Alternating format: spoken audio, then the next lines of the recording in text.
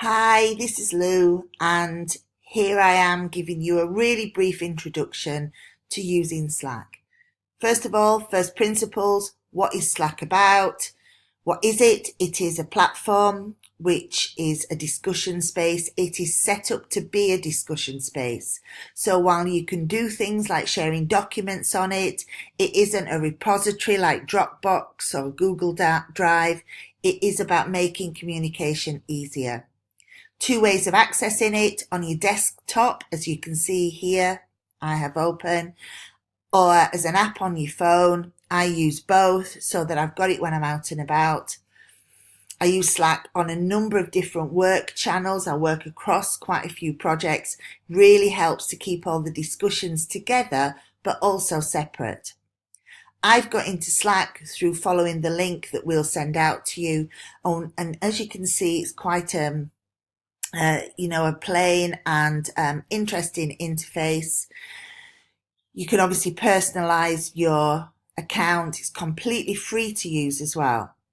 Joss and I are just playing around in here. Key features to notice is that Slack has channels. These are threads of conversation, really. So these are just randomly generated ones. Random is for sort of water cooler conversations, stuff that's outside the main thread of the work. General, Joss and I are using this just to explore Slack as a space and what you can do with it. It generated one called Culture Change, simply because it asked me when I set it up what this was all about, and I think that's what we're all about.